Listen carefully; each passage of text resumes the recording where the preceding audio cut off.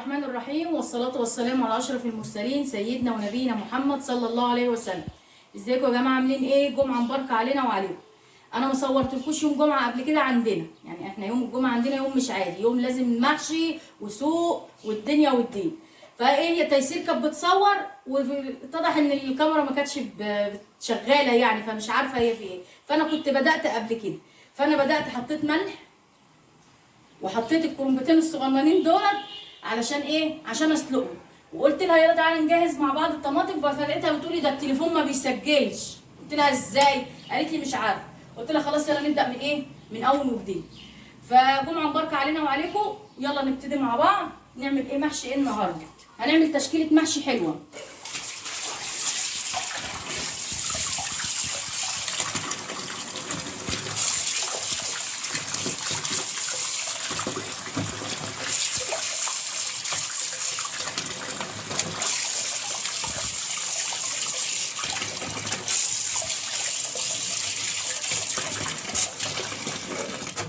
عشان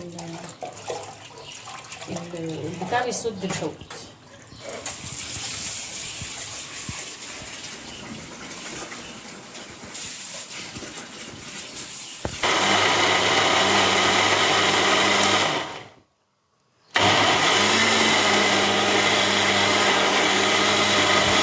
هنا بقى نسمي بالله ونصلي على النبي ونقول لا اله الا الله محمد رسول الله. انا قلت بقى عشان ما اطولش عليكم الفيديو لان الفيديو كبير، فقلت لازم اسرعه شويه وكده. فانا هنا بقى ايه، انتوا عارفين ان انا بقى يعني بسبك تسبيكتي ني في ني. فانا ضربت القوطه في الخلاط وحطيتها وبخرط عليها البصل، بحط عليها التوابل بتاعتها والملح وكل حاجه. هنا انا كنت بخرط البصل، بس يا جماعه بخرط البصل ازاي؟ مش عايزه اسيب فيه تنتوفه صغننه قد كده من غلو البصل والحال اللي احنا بقينا فيه. وفي نفس الوقت كنت بسلق كرنبتين، هم كانوا صغيرين وكانوا عندي اصلا في التلاجة. فانا قلت ايه اعملهم، نعمل تشكيله محشي حلوه كده، وايه نعمل يعني حاجه كده على مزاج زي ما بيقولوا. احنا عندنا يوم الجمعه يا جماعه يوم مش عادي. انا يمكن ما صورتلكوش كتير، من يعني مره او مرتين، بس بامانه ربنا يوم الجمعه عندنا يوم مش عادي. طبعا الصبح السوق، ولازم تيجي من السوق تحضري المحشي عشان الناس تخرج، الرجاله تخرج من صلاه الجمعه تلاقي المحشي جاهز. دي عوايد عندنا. بس انا بقى ايه اختلت، عملت العوايد دي. البنات بتقوم براحتها تروح تجيب الحاجه، وانا عبال ما بخلص وكده فاحنا بنتغدى ايه على العصر او بعد العصر. هنا كنت سبكت وسلقت الكرنب وابتديت ايه اقور بقى ايه في البتنجان واظبطه. فانا بقول لكم جايبوا لنا حاجات من السوق، جايبوا لنا حجر بتاع الكعب دوا وقوطه وحاجات، وفي حاجات اتعانت في التلاجة وكده. فهظبط بقى البتنجان هقطعه واظبطه علشان اقعد اقوره كده عبال ما التسبيكه تتسبك. كنت غسلت الفراخ ونقعتها بليمون وايه وملح، بس انا مش بحب اصور معاكم الفراخ وكده علشان ايه الوش بتاع الزفره والكلام ده. فانا قلت ايه عشان ايه اعمل الفيديو شويه. هنا بظبط بقى البتنجان كله الاول وبعدين اقوره بقى. الكوسه، حتى الكوسه ما عجبتنيش يا جماعه، انتوا جايبين الكوسه كبيره ليه كده؟ فتيسير قالت لي كل الكوسه اللي في السوق كانت كبيره كده، وجايبين الفلفل برضو كبير. ليه يا بنتي كده؟ قالت لي للانيه. قلت لها خلاص ماشي، انتوا اصلا طالعين متاخرين والسوق زمانه خلص وكده. اللي وصل معانا لحد هنا يا جماعه يحط لنا اللايك ويشترك في القناه ويفعل زر الجرس عشان يوصل لكم مني كل جديد. هوريكم حاجه دلوقتي يمكن ايه اول مره تحصل في اليوتيوب اصلا ومحدش شافها في اليوتيوب، يعني طريقه حشو ورص في البتنجان بصراحه مش هتشوفيها عند اي حد تاني، وطريقه سهله وجميله، وهتخلي البتنجان ولا يطلع رز ولا يتبهدل منك ولا اي حاجه، ويبقى مستوي وجميل. هنا اهو ابتديت اقور في البتنجان. هو البتنجان بصراحه ربنا انا كنت جايباه من الغيط مش جايبينه من السوق، يعني انا كنت عند اخت جوزي فلقيت حد جيرانها يعني جايبينه من الغيط، فانا رحت جايبه منهم ايه 2 كيلو. وبعدين البنات جم يوم الجمعه جابوا لنا الطلبات وكده بتقور بسم الله ما شاء الله. لو انت بقى هو صعب عليكي شويه في التقوير او حاجه، حاولي تدعكيها بايدك كده على الارض، تحطي البتنجانيه كده وتدعكيها رايح جاي كده بايديكي، هتضطر معاكي وتبقى حلو. بس انا بصراحه ما بفضلش يعني الموضوع ده. هي بتقور على طول وبتخلص، بس انا بحس ان قلب البتنجانيه بيغمق كده كده لان البتنجان فيه نسبه حديد فبيسمر على طول. فانا بقور البتنجان ايه على طول، طالما طري بتقور معاكي على طول ويبقى حلو زي ما انتوا شايفين كده بسرعه كده. انا الحمد لله يعني في تقوير البتنجان يعني بسم الله ما شاء الله عليا يعني بس والله العظيم انا كان ممكن اقعد على 10 كيلو بتنجان اقورهم لوحدي، بس دلوقتي لا، مش بقدر يعني اعمل كمية زي دي دلوقتي. خلاص بقى يا جماعة. 42 سنة كتير قوي عليا. الحمد لله. بحب بقى البتنجان الاسود ده، بجيب ما بلاقيه مثلا اجيب منه قد 3 4، مش بكتر عن كده، لان انا بحب اكله. وفي نفس الوقت الكوسه برضو جايبين نص كيلو كوسه، لان انا وتيسير بس اللي بناكل الكوسه، لان حمدي ما بياكلش الكوسه ولا تهيه ولا روضه، فانا بجيب على قد انا وتيسير. صلوا على النبي يا جماعه، ووحدوا الله وقولوا لا اله الا الله محمد رسول الله. هنا بقى البتنجان بسم الله ما شاء الله يعني عليه، كان زي الورد زي ما بيقولوا، طري وجميل، وتقويره ما خدش في ايدي اي حاجه. بقوره بقى، بقعد اقور والله لوحدي، والبنات ما بترضاش تقور معايا، اللي بتخاف على ايدها تسود، واللي بتخاف مش عارفه ايه، واللي تقعد تبوظهولي، فبقول لهم لا سيبوني انا اقعد اقوره لوحدي. هنا بقى كنت بقى خلصت البتنجان وبعمل الكوسه، انا بطلع اللي في قلبها، بس بسيبها سميكه شويه علشان يبقى فيها لحم كده وانتي بتاكليها تبقى حلوه. شوفوا جميله ازاي. وبقى ايه، بشرطها بقى من بره بالمقوار وكده. هنا التسبيكه كانت خلصت، وقمت بقى علشان ايه اقلب الرز كده، وحسيت ان هي كتير شويه، فخدت منها حبه عينتهم في طبق على جنب، ولو احتجتهم بجيبهم. حطيت بقى الرز، والبنات كانوا ايه ما جابولناش خضره بصراحه، وقالوا لي الخضره لقيناها في السوق مش حلوه، وما لقيناش اصلا خضره. قلت لهم خلاص ماشي، هاتوا لنا ايه كيس ولا حاجه من اللي في الفريزر. انا في ايام الشتاء هيجيبوا، احنا عندنا الفلاحين هنا يا جماعه، لو قلت لهم في الشتاء هاتوا بجنيه يديكي قد كده، فكانوا بيجيبوا كتير، فكنت اغسلها وانضفها واخرطها، واروح اي حاطه حبه في كيس واحدفهم في الفريزر. ما بصراحه ربنا ما فيش حاجه بتخسر خالص. برجع تاني احط توابل وفلفل اسمر وحبه زيت علشان الحاجه تبقى فريش كده وايه وريحتها حلوه. هنا الخضره بقى حطيت كيس، وشويه كانوا في كيس تاني لوحده. هنا دي ايوه، بص شويه قد ايه اللي انا عينهم على قد يعني ايه مره واحده يعني. هي مش زي الفريش، بس مديها نفس النكهه ونفس الطعم ونفس الريحه، هو الشكل بس اللي هو ايه تحس ان هي مش موجوده اصلا في الرز وكده، لا بس نفس الطعم ونفس الريحه ومفيش اي مشكله. قعدت بقى احشي بقى شويه الكرنب الاول، حشيتهم في طاوه كده حلوه صغيره، قلت ايه اعملهم لوحدهم.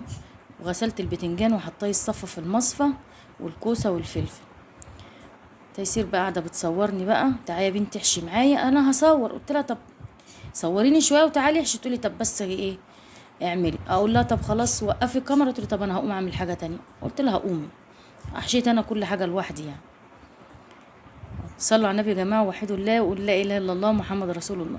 هحشي الكرنب، يعني الكرنب بصراحه ربنا ما خدش في ايدي اي حاجه، هما كانوا حتتين صغيرين كده بس كانوا زي العسل. تبقى بشرب شاي، قلت لها عملت كوبايه شاي بالنعناع، ما كنتش فطرت، فقلت اعمل لنفسي كوبايه شاي ايه عشان دماغي ما تصدعش وكده.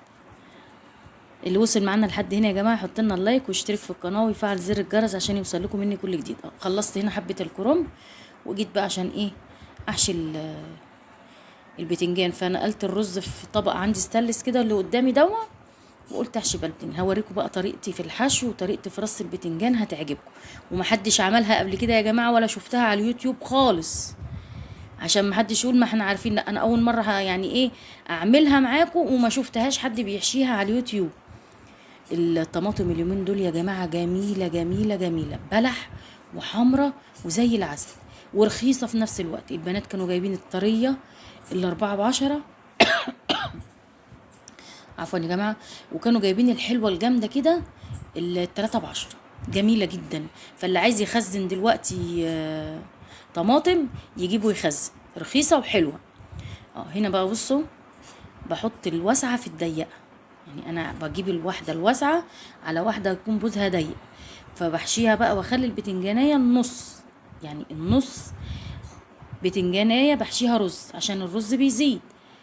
شايفين بحط ايدي وباخد المقاس بايه بعقلتين صباع كده، وبحط دي في قلب دي. هتشوفوا دلوقتي هحشيلكوا شو هتشوفوه ما بيطلعش وما بيفكش ومفيش حبايه رز بتخرج منه. هتشوفوا دلوقتي وانا بسويه، وهتشوفوا كل حاجه دلوقتي. خليكم بس معايا كده لحد اخر الفيديو وانتوا هتشوفوا المحشي عامل ازاي. ما بحبش اوقف البتنجان يا جماعه خالص، بحس ان هو مش عارفه، انا متعوده على اني اعمله كده، يعني انا متعوده في بيت ابويا اعمله كده. امي الله يرحمها ونسوان عمامي وكلهم كانوا بيعملوا كده. بحط الواسعه في الضيقه واحط دي جنب دي وارصهم كده. بصوا اهو، استحاله يفك واستحاله يطلع منه اي حاجه. بصوا بسم الله ما شاء الله عامل ازاي، ولسه هتشوفيه وهو بيستوي. انا هوريهولكوا وهو بيستوي.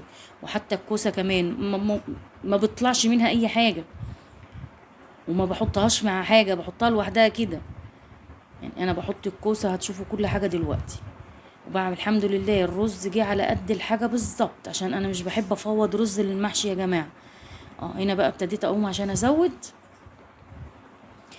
حبه الكرنب الاول. بس كان زي العسل والله، المحشي كان جميل والطماطم كانت مخليه زي العسل.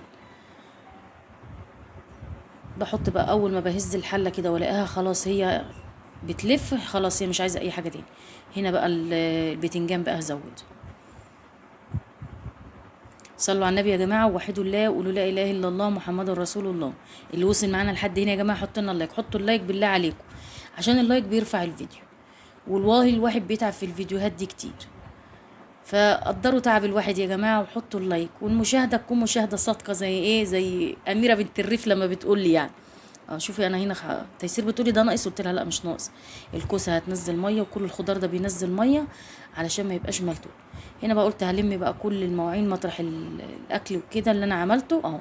صبنت الحوض ونضفت كل المواعين وغسلتها كلها وكده، عشان ابقى اقعد اكل ما يبقاش عندي اي مواعين. شوفوا المحشي يا جماعه، بسم الله ما شاء الله، شوفوا بحاله.